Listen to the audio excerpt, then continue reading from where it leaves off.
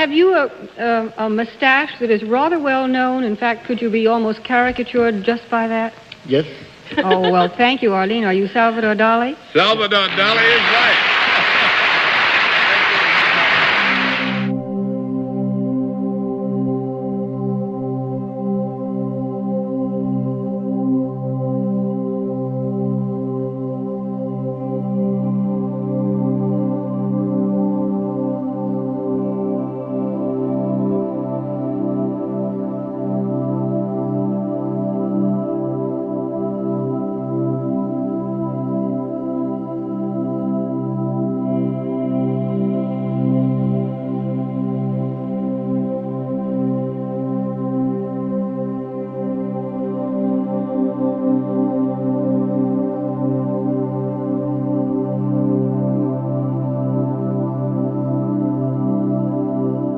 At the Salvador Dali Museum in St. Petersburg, Florida, an enormous aging foam mustache was facing retirement.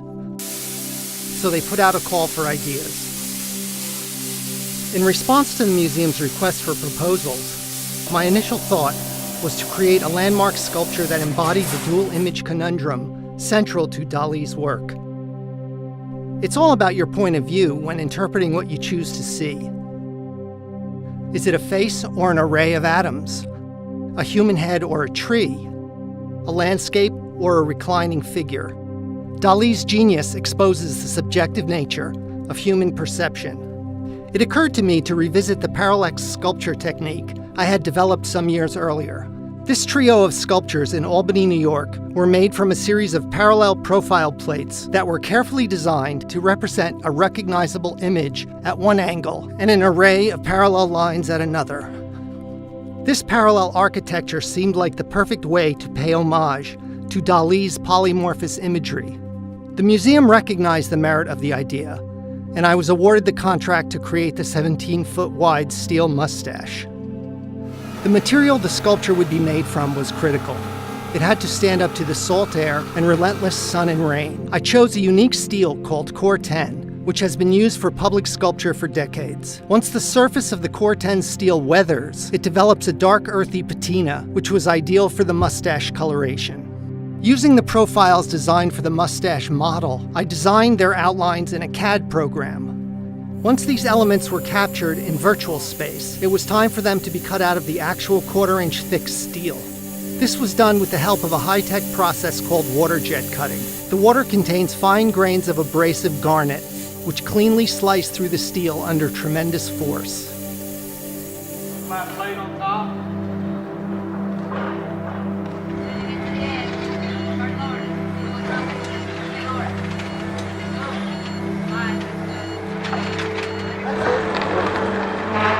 Once the steel arrived at the studio, the hard work began.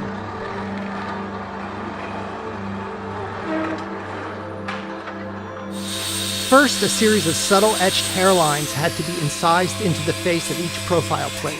These long, flowing parallel lines added texture to the mustache and helped visually unite the plates. Next, using a Hobart Iron Man welder, the Core 10 steel was fused together to become virtually one piece of metal. It would require over 1,200 pounds of Core 10 steel to sculpt the iconic mustache.